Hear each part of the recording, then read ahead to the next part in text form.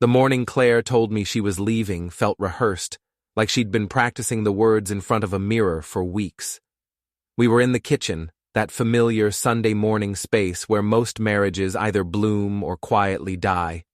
Sunlight streamed through the window above the sink, catching the steam rising from my coffee cup. Everything looked normal, peaceful even.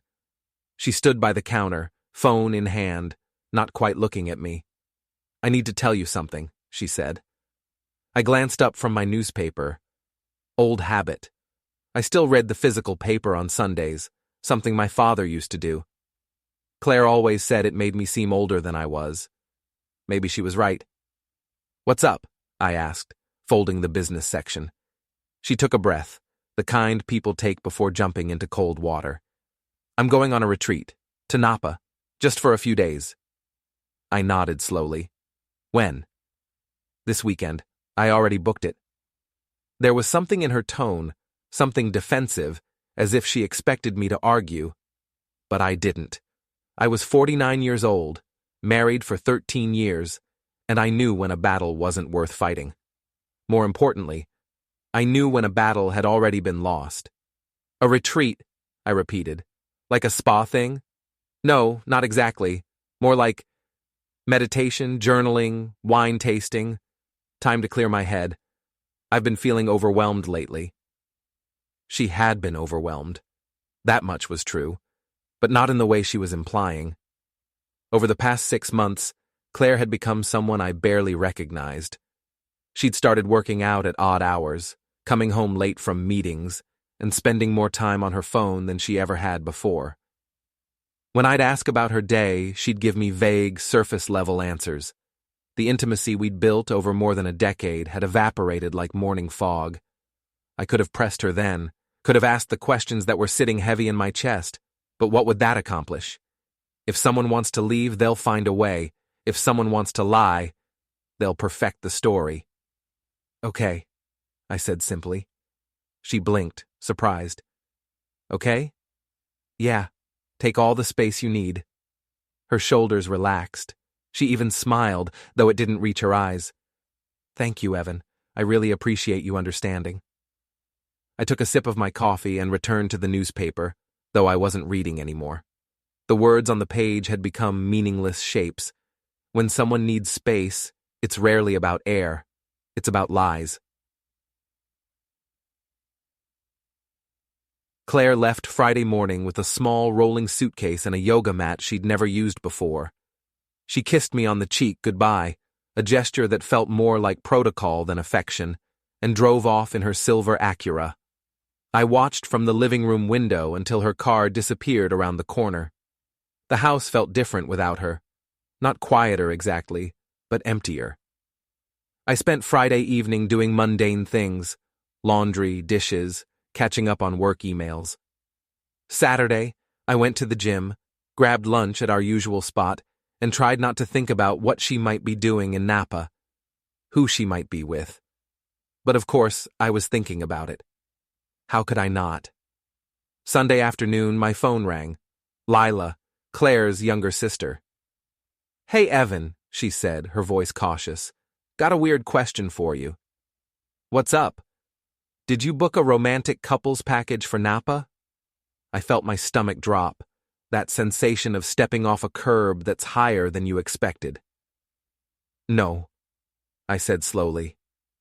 "Why?" There was a pause on the other end. I could hear her hesitation, the weight of what she was about to say. "Because the resort called our parents' house. They were trying to confirm payment for something called the Carter Reservation, couple's vineyard suite. Mom gave them my number since she thought it might be a surprise you planned for Claire." I closed my eyes. The Carter Reservation, our last name. "Can you give me the reservation number?" I asked, my voice steady despite the adrenaline coursing through me.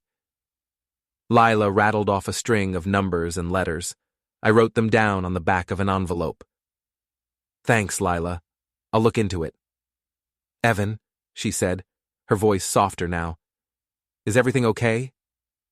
"I'll call you back," I said, and ended the call before she could ask anything else. I sat at the kitchen table and opened my laptop. Claire and I shared a joint email account for bills and household things, something we'd set up years ago when we bought the house. I rarely checked it anymore, but the login was saved in my browser.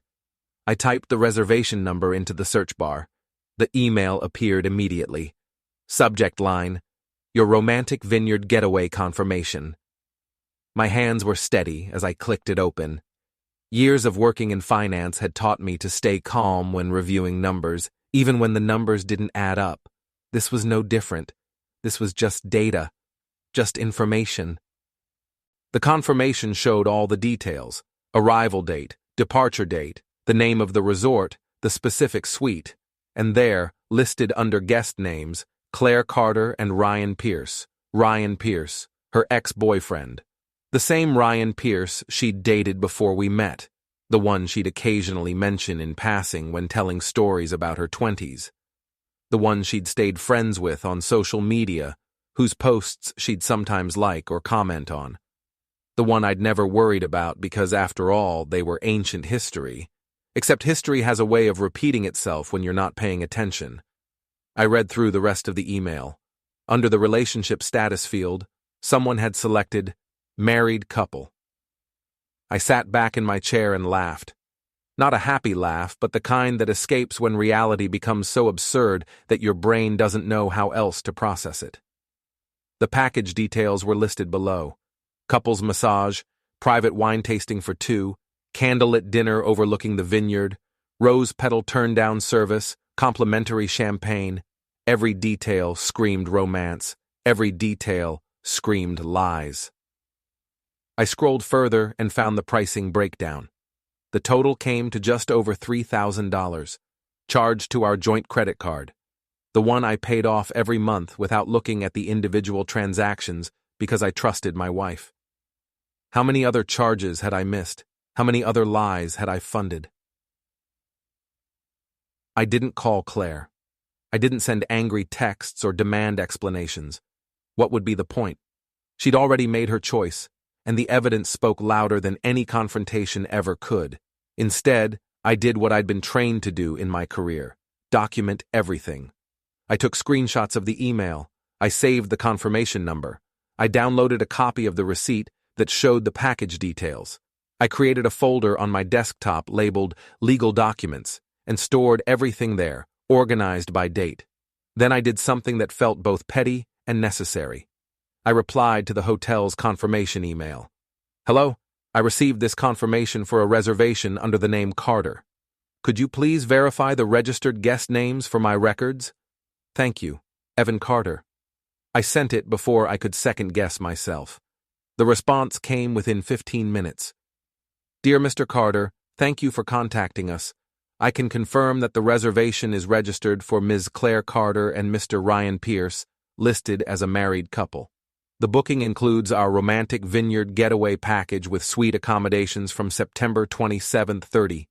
If you need any changes to the reservation, please let us know. Best regards, Jennifer Martinez, Guest Services Manager. There it was. Official confirmation from the hotel itself. No ambiguity, no room for misunderstanding. Claire Carter and Ryan Pierce, married couple. I forwarded the entire email chain to Lila. No message, no explanation. Just the facts. She called me 30 seconds later. Evan, oh my God. Yeah, I said. I can't believe she would. I mean, Ryan? Really? Apparently. What are you going to do? I looked out the kitchen window at the backyard we'd spent years maintaining together. The rose bushes Claire had insisted on planting. The patio furniture we'd picked out during a summer sale. The fountain I'd installed as a surprise for our 10th anniversary. All the little pieces of a life we'd built, now revealed as nothing more than a stage set for her performance of the devoted wife. I'm going to wait, I said. For what? For her to come home and lie to my face. Because that's what she would do. I knew it with absolute certainty. She'd walk through that door with her suitcase and her yoga mat and her sun-kissed glow, and she'd tell me about meditation sessions and vineyard tours and how much she'd needed that time alone. She'd look me in the eyes and lie with the same mouth that had kissed me goodbye 4 days ago. and I would let her. Not because I believed her, but because I wanted to see just how deep the deception went, how elaborate the performance would be, how far she was willing to go to maintain the illusion. "Evan," Lila said quietly, "I'm so sorry." "Don't be. You didn't do this." "I know, but she's my sister. I should have seen something, should have said something." "You couldn't have known." "Maybe, but I'm here now. Whatever you need." "Thanks, Lila. That means a lot." After we hung up, I sat in the silent house and thought about the past 13 years. Our wedding day, when Claire had looked at me with tears in her eyes and promised to love me through everything. The trips we'd taken, the dreams we'd shared, the quiet moments that had felt like home. Had any of it been real? Or had I been living in a story she'd written, playing a role I didn't even know I'd auditioned for? My phone buzzed. A text from Claire. "Missing home already. The sunset here is gorgeous, though. Wish you could see it." I stared at the message for a long moment. Then I typed back, "Sounds beautiful. Enjoy. Short. Simple. Revealing nothing." She sent back a heart emoji. I turned off my phone and poured myself a whiskey. Truth doesn't need shouting, just forwarding. Claire came home around 7 o'clock Monday evening, just as the sun was setting.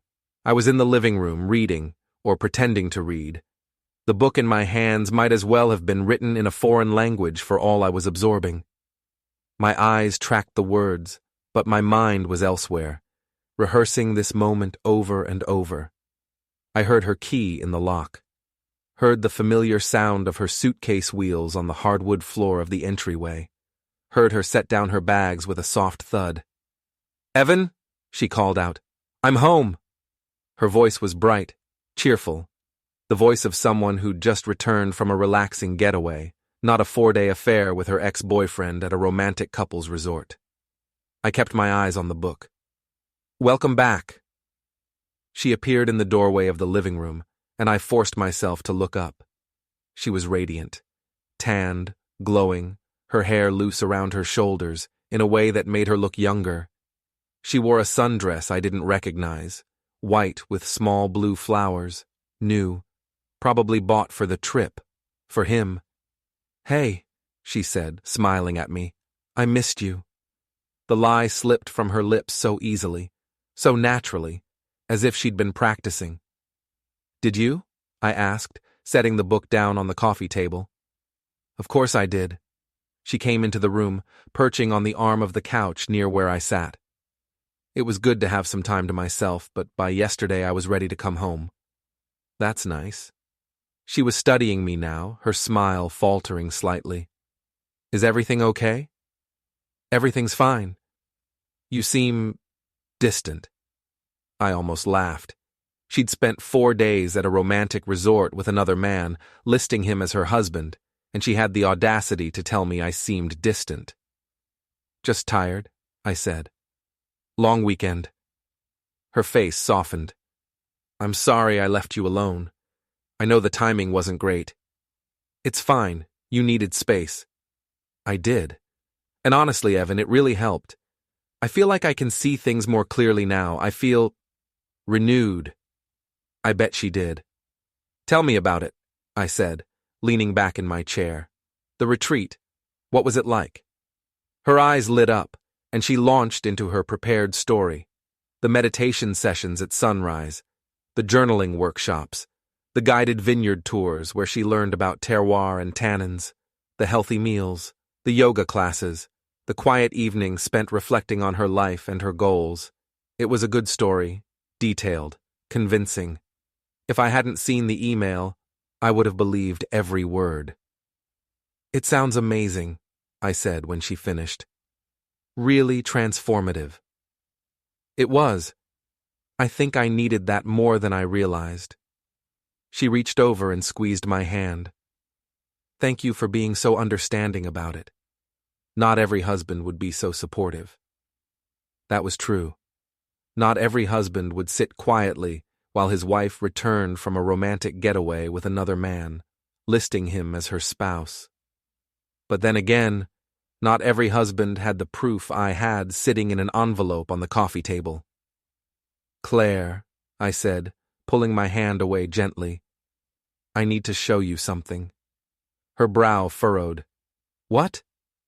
I reached for the envelope. Inside was the printed copy of the hotel confirmation, complete with guest names, dates, and all the romantic package details. I'd printed it that morning, knowing this moment was coming. I handed it to her without a word. She took it, confused, and unfolded the paper. I watched her face as she read it, watched the exact moment comprehension dawned, watched the color drain from her cheeks, watched her mouth open, then close, then open again. "Evan." "Ryan Pierce," I said calmly, interrupting her. "Husband." The paper shook in her hands. "Evan, please, it's not—" "Then you won't mind that your sister and I both know," I continued, standing up. "And that I have the hotel's written confirmation that you and Ryan checked in as a married couple for a romantic getaway package. Couples massage, private wine tasting, candlelit dinner, rose petals on the bed. Let me explain." "Explain what exactly? That you lied to my face? That you spent 4 days playing house with your ex-boyfriend while I sat here wondering if our marriage was worth saving?" Tears were streaming down her face now. "I made a mistake, a terrible mistake, but I love you, Evan. I do." "Do you?" I asked, and my voice was so calm it scared even me. "Because I've been sitting here trying to figure out when that stopped being true. Was it 8 months ago, at your cousin's wedding, when you reconnected with Ryan? Was it 6 months ago, when you started coming home late? Or was it 13 years ago, and I was just too blind to see that I was always going to be second choice? That's not true. You listed him as your husband, Claire. Your husband. Do you understand how that feels? To know that you spent 4 days pretending to be married to someone else while I'm here, your actual husband, paying for it all on our joint credit card?" She reached for me, but I stepped back. "I defended you," I said quietly. "Every time your family questioned our marriage, every time someone made a comment about how we'd changed, every time Lila asked if everything was okay between us, I always defended you. I told them you were just stressed, that you were going through something, that we'd be fine. We can be fine. No." The word came out harder than I intended. "We can't, because I can't trust a single word that comes out of your mouth. Was any of it real, Claire? Our wedding, our home, the life we built together, or was I just convenient until something better came along? Evan, please." I picked up my car keys from the table. "I'm leaving. I'll stay at a hotel tonight. Tomorrow I'm calling a lawyer." "Don't do this," she sobbed. "Please don't do this." I walked past her toward the door, then stopped, turned back. "If you loved me," I said quietly, "you wouldn't have listed someone else as your husband." I left her standing there in the living room, tears streaming down her face, the hotel confirmation still clutched in her shaking hands. The door closed behind me with a soft click. I drove to a coffee shop across town, the kind of place where nobody knew me, the kind of place where I could sit in a corner booth and try to process what had just happened without running into anyone who'd want to ask how I was doing.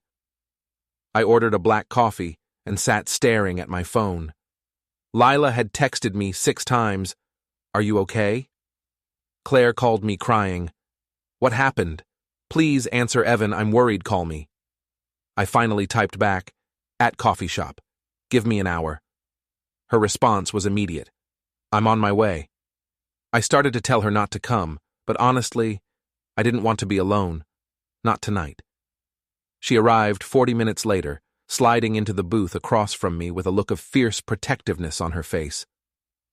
"I can't believe her," she said without preamble. "I've been calling her all evening and she won't pick up." "She's probably calling Ryan," I said flatly. "I don't care if she's calling the Pope. What she did to you, Evan, I'm so angry I can barely see straight." I took a sip of my coffee. It had gone cold. I thought I'd feel more, I admitted. Anger, rage, betrayal. But mostly I just feel empty. Like the last 13 years were a story I told myself, and now I'm realizing none of it was true. That's not fair to you. You loved her. You built a life together. She's the one who destroyed it. Did I, though? Build a life with her? Or did I build a life around someone who was never fully there? Lila reached across the table and took my hand. Listen to me. You did nothing wrong. You were a good husband, a great husband. You trusted her because that's what you're supposed to do in a marriage. She's the one who broke that trust. She's the one who should be ashamed. My phone buzzed. A text from Claire. Please come home. We need to talk. I showed the message to Lila. Don't go back tonight, she said firmly. Stay with me and Jake. We have the guest room. You can figure things out in the morning. I nodded slowly. The thought of going back to that house, sleeping in that bed, waking up to the remnants of a marriage that had been a lie, I couldn't do it. Thanks, I said. I think I will. I typed out a response to Claire. I'll come by tomorrow to get some things. We can talk then. Her reply came within seconds. Please don't do this.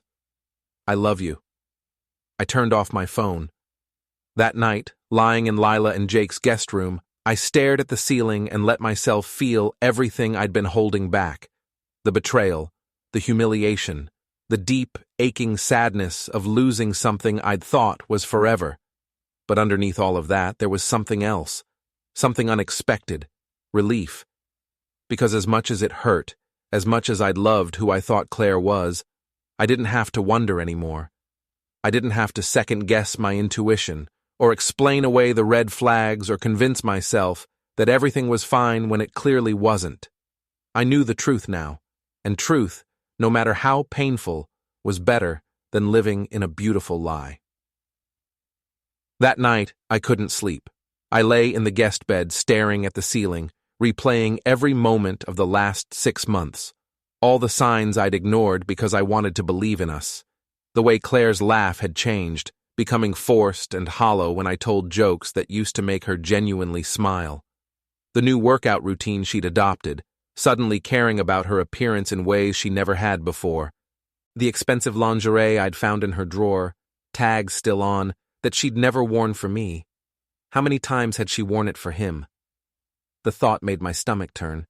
I'd noticed the receipts from restaurants I'd never been to, charged to her personal credit card. Late-night texts she'd hide by angling her phone away. Weekend work conferences that seemed to pop up more and more frequently.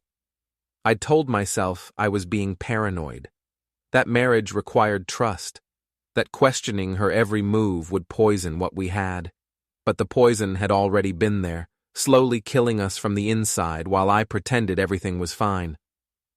Around 3 a.m, I got up and went to the kitchen for water. Jake was there, sitting at the table with his laptop. Couldn't sleep either, he said, closing the screen. I shook my head. Want to talk about it? What's there to say? My wife spent 4 days at a couple's resort with her ex-boyfriend pretending to be his wife. Meanwhile, I was home watering her rose bushes and missing her. Jake winced. Lila told me, I'm sorry, man. That's brutal. The worst part isn't even the cheating, I said, surprising myself. It's the lying, the elaborate planning. She looked me in the eye every single day for months and lied. She kissed me goodbye before she left for that trip. She texted me from there, pretending to miss me. Who does that? Someone who's selfish, Jake said simply. Someone who wants to have everything without paying the price for any of it. I sat down across from him. Did you ever suspect anything when you guys saw us together? He was quiet for a moment, choosing his words carefully. There were a few times over the past few months where Claire seemed off, distracted, like she was performing the role of your wife rather than actually being your wife. But I chalked it up to stress or whatever. I never would have guessed this. Nobody did. That's what makes her so good at it. You know what's going to happen now, right? Jake said. She's going to try everything. Tears, promises, therapy, Dramatic gestures. She'll say it meant nothing, that it was a mistake, that you're the one she really loves. I know. And when that doesn't work, she'll get angry. She'll try to make you feel guilty for not forgiving her. She'll tell people you're being unreasonable, that you're throwing away a 13-year marriage over one mistake. Letter. Jake smiled grimly. Good. Because here's what I know about you, Evan. You're a loyal guy. You stick things out. You give people the benefit of the doubt. And that's admirable. But it also means people like Claire can take advantage of that loyalty. They bank on you always being the bigger person, always giving them another chance. Not this time. No, Jake agreed. Not this time. We sat in comfortable silence for a while, the only sound the hum of the refrigerator and the distant barking of a neighbor's dog. Thanks for letting me stay here, I said finally. You're family, man. Always have been, always will be. What Claire did doesn't change that. I went back to bed around 4, and this time I slept. Not peacefully, but I slept. 3 weeks later, I moved into a furnished apartment downtown. It was small, impersonal, but it was mine. A space built on honesty, not deception. Claire had tried everything, just like Jake predicted. The tears, the apologies, the promises to do whatever it took to fix things. She'd shown up at my office twice, both times being politely but firmly escorted out by security. She'd sent flowers with notes begging for another chance. She'd had mutual friends reach out to tell me how sorry she was, how much she regretted everything, how she'd made a terrible mistake, but still loved me. But I'd been clear with my lawyer. I wanted a clean break. No reconciliation, no couples therapy, just an end to a marriage that should have ended months ago. The divorce papers cited irreconcilable differences, which felt like an understatement. The real difference was simple. I'd married someone who valued honesty, and she'd become someone who valued her own desires more. Lila had been my lifeline through all of it. She'd helped me move, brought me groceries, sat with me on the evenings when the silence of the apartment became too heavy. She'd also cut off contact with Claire entirely, something that caused tension in their family, but which Lila never wavered on. She made her choice, Lila said when her mother tried to guilt her into mediating. Now she gets to live with it. The apartment was in a converted warehouse building near the waterfront. Exposed brick walls, large windows that let in plenty of light, hardwood floors. It came furnished with modern, minimalist furniture that felt nothing like the home Claire and I had built together. And that was exactly what I needed. A clean slate, a place with no memories of her. I'd taken very little from the house.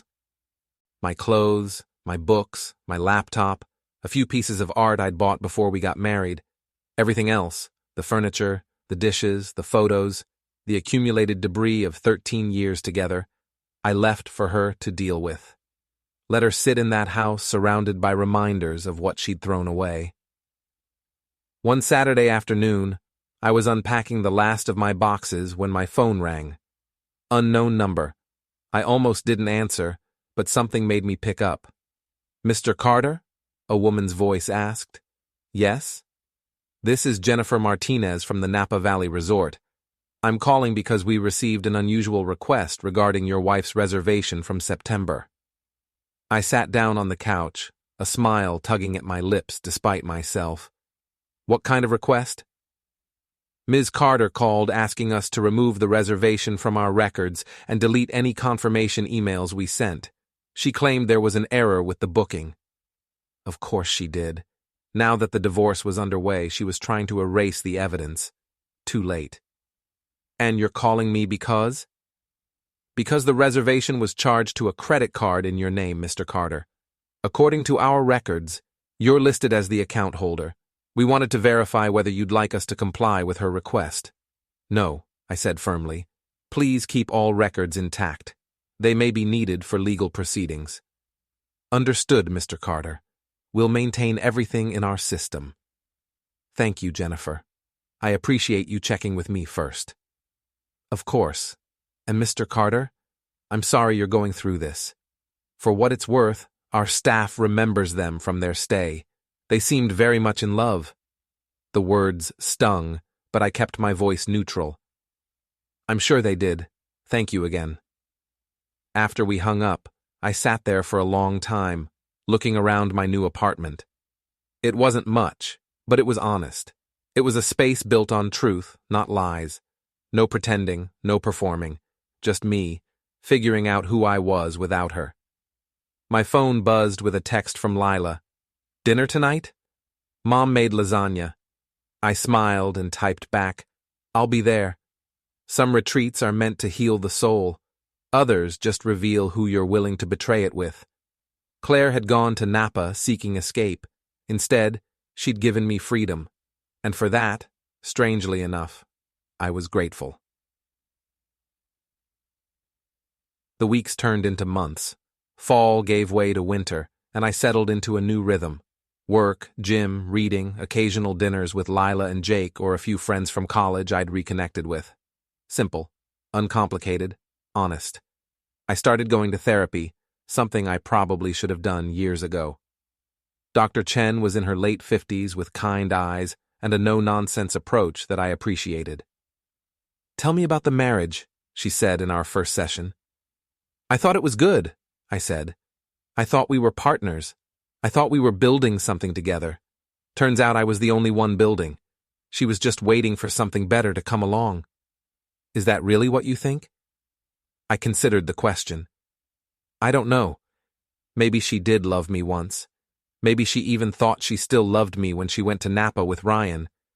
Maybe in her mind she was having both, the stability of a marriage and the excitement of an affair.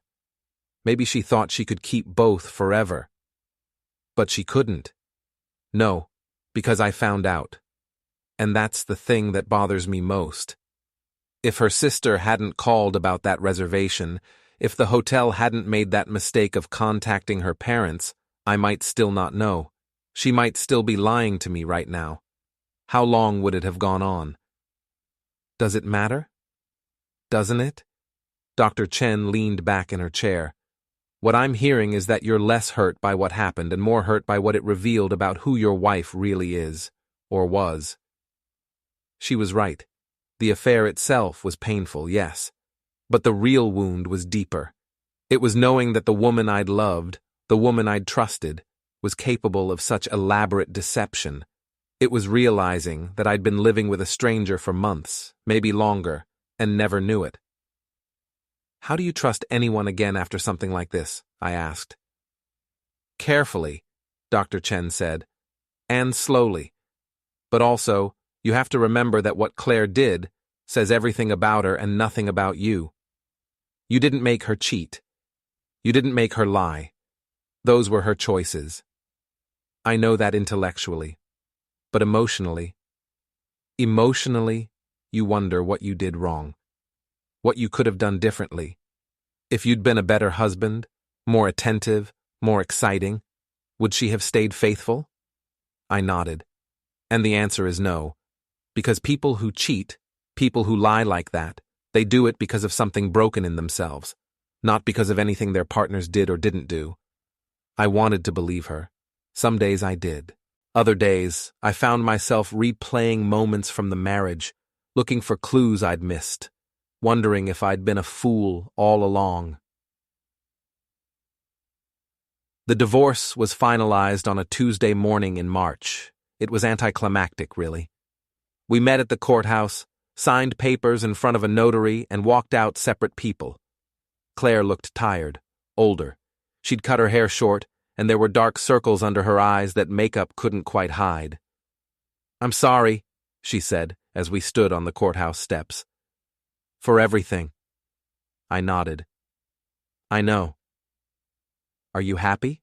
she asked. I thought about my apartment, my new routine, the peace I'd found in solitude. I thought about the therapy sessions, the books I'd been reading, the runs I'd started taking along the waterfront every morning. "I'm getting there," I said honestly. She smiled sadly. "Good. You deserve to be." We stood there for another moment, two people who'd once known everything about each other, now strangers. "What about Ryan?" I asked, surprising myself.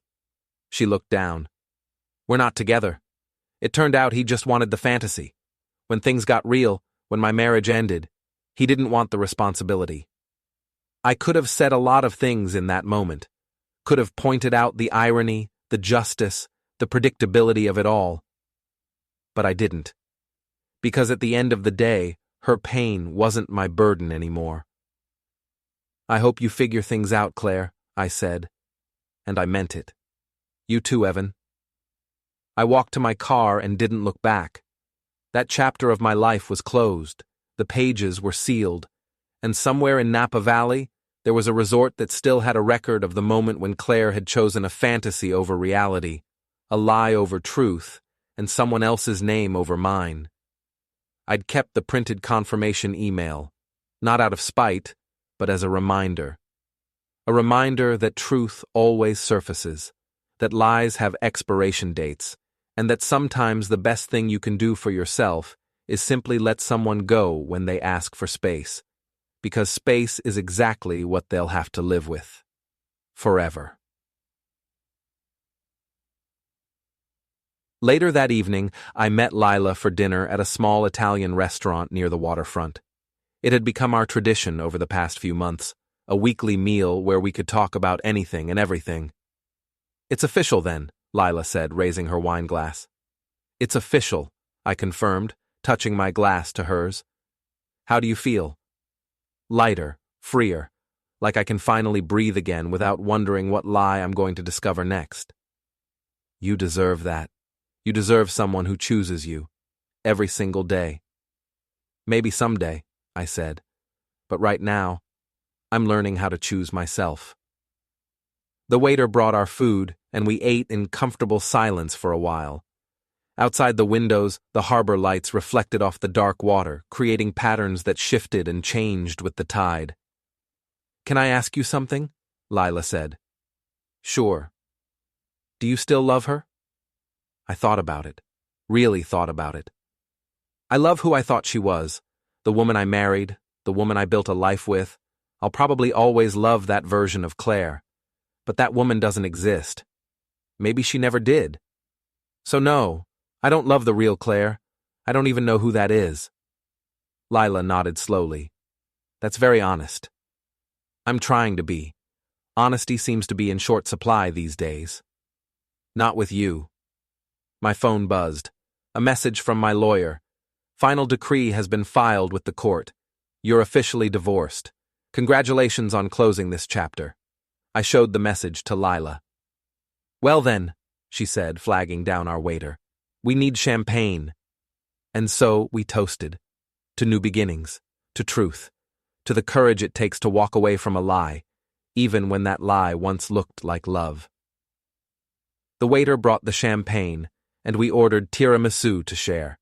The restaurant was warm, the food was good, and for the first time in months, I felt something close to contentment. You know what's funny? I said, taking a sip of champagne. What?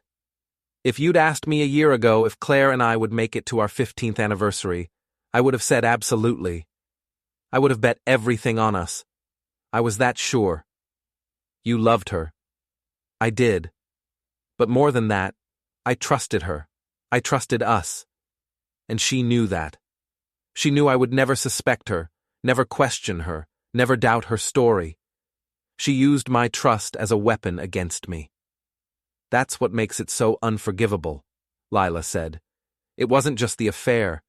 It was the calculated way she went about it. The lying, the planning, the looking you in the eye and pretending everything was fine.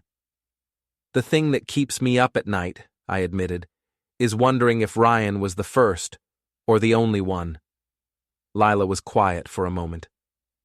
Does it matter? I guess not. One affair or 10, the result is the same. The marriage is over. But you're not, Lila said firmly. Your life isn't over. This is just the end of one chapter. There are so many more ahead of you. I wanted to believe her. Some days I did. Outside, the sun had fully set, and the city lights were coming on one by one. The harbor was beautiful at night, all those lights reflecting off the water like fallen stars. Thank you, I said to Lila, for everything, for believing me, for standing by me, for not trying to convince me to give her another chance. Of course. You're family, Evan. That doesn't change just because Claire decided to blow up her life. We finished our champagne and split the tiramisu, and I realized something. I was going to be okay. It would take time, and there would be hard days ahead, but I was going to survive this. I was going to rebuild, and maybe, eventually, I'd even learn to trust someone again. But not yet. For now, I was content with my small apartment, my new routines, my weekly dinners with Lila and Jake, my morning runs along the waterfront. I was content with honesty, even when it was painful, because some retreats heal the soul, others reveal who you really went there with. Claire had gone to Napa seeking escape. Instead, she'd given me the greatest gift of all, the truth, and with truth came freedom. 6 months after the divorce was finalized, I found myself in unexpected situations, like the Tuesday afternoon when I ran into one of Claire's closest friends, Monica, at the grocery store. We'd always gotten along well, and I'd assumed she'd taken Claire's side in the split. Everyone always does. "Evan," she said, her face lighting up with what looked like genuine pleasure. "How are you?" "I'm good. Really good, actually." "I'm glad to hear that."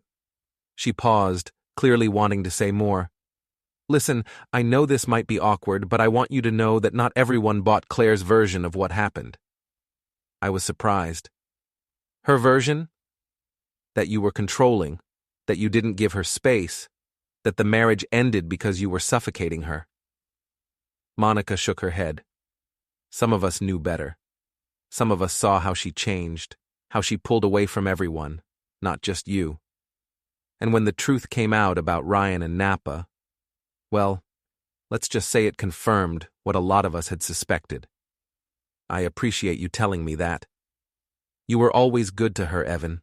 You deserved better." After she walked away, I stood in the produce section for a long moment, processing. Claire had been rewriting the narrative, painting herself as the victim of a stifling marriage. Of course she had. It was easier than admitting she'd thrown away something good for a fantasy.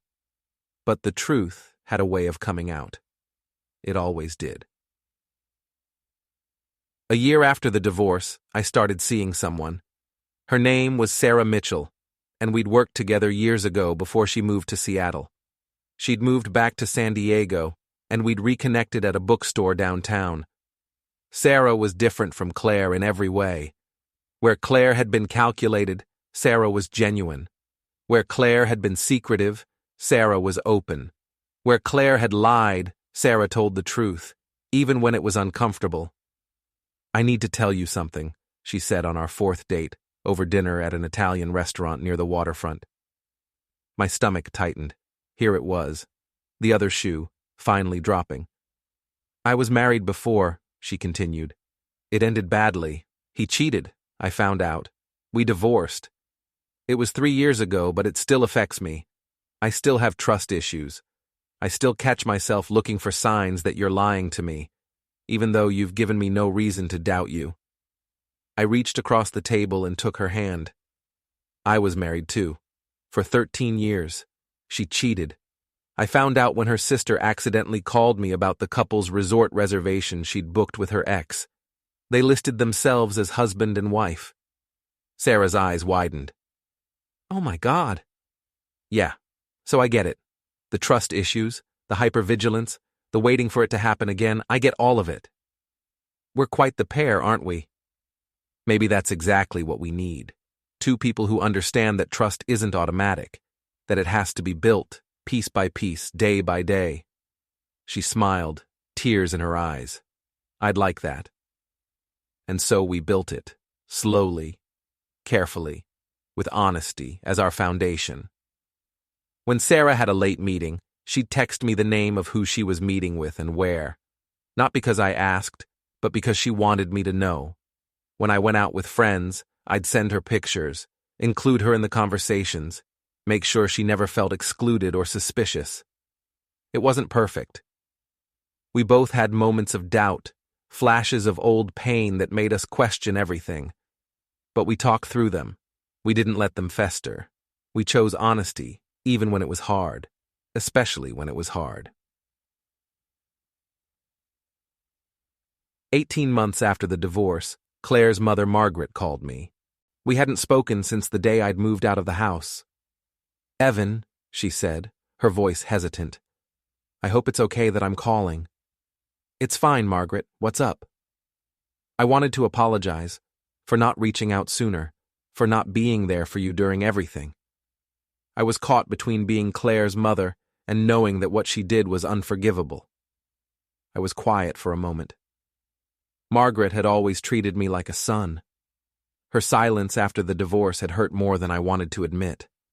"I appreciate you saying that. I need you to know that Richard and I don't condone what she did. We raised her better than that, or at least we thought we did. What she did to you, the lying, the betrayal, it's not who we thought she was. Sometimes people aren't who we think they are." "No," Margaret agreed sadly. "Sometimes they're not. Lila told us everything, about Ryan, about the resort, about how you found out. We were devastated. Still are, honestly." "How is she?" I found myself asking. "Lost. She and Ryan didn't last, you know. He was never going to leave his wife for her. It was all just a fantasy, and when it came time to make it real, he backed out. She's been alone since then, seeing a therapist, trying to figure out why she did what she did. I should have felt vindicated, should have felt some satisfaction. But mostly I just felt sad, for everyone involved, for all the damage that had been done, for the years we'd all lost. "I hope she finds what she's looking for," I said, and meant it. "You're a good man, Evan. You always were. I'm sorry my daughter couldn't see that until it was too late." After we hung up, I told Sarah about the call. "How do you feel?" she asked. "Sad, relieved, grateful it's over, all of it at once." "That's healthy." "Is it?" "It means you're not holding on to anger. You're moving forward." And I was. With Sarah, with my new life, with the person I was becoming. Someone stronger, more cautious, but also more authentic. Someone who knew his worth and wouldn't settle for less. 2 years after the divorce, I proposed to Sarah. We got married 6 months later on the beach, surrounded by the people who mattered most. Lila was there, of course. Jake, too. Even Margaret and Richard came, which surprised me. "You deserve happiness," Margaret told me before the ceremony. "I'm glad you found it." The ceremony was simple. Sarah and I wrote our own vows, and when it was my turn, I meant every word. I promise to be honest with you, even when it's hard. I promise to choose you every single day. I promise to build a life with you based on truth, not fantasy. And I promise to love you for exactly who you are. Sarah cried. I cried. Even Lila cried. Later, at the reception, Jake pulled me aside. "You did it, man. You rebuilt." "We rebuilt," I corrected. "I couldn't have done any of this without you and Lila. That's what family does." And he was right. Through everything, I'd learned that family isn't just blood. It's the people who show up when your world falls apart. 5 years after the divorce, Sarah and I had our first child, a daughter we named Emma. Holding her in the hospital, watching Sarah sleep peacefully, I realized something profound. Everything I'd gone through with Claire, the betrayal, the pain, the slow healing, had led me here, to this moment, to this family, to this life built on honesty and real love. I didn't forgive Claire. I'm not sure I ever would. But I was grateful for how things turned out, for the truth that set me free, for the courage to walk away from a beautiful lie and build something real. Emma stirred in my arms, her tiny fingers wrapping around my thumb. Sarah woke up and smiled at us. "What are you thinking about?" she asked. "How lucky I am," I said. "How grateful I am that I found you. even with everything you went through. Especially because of it.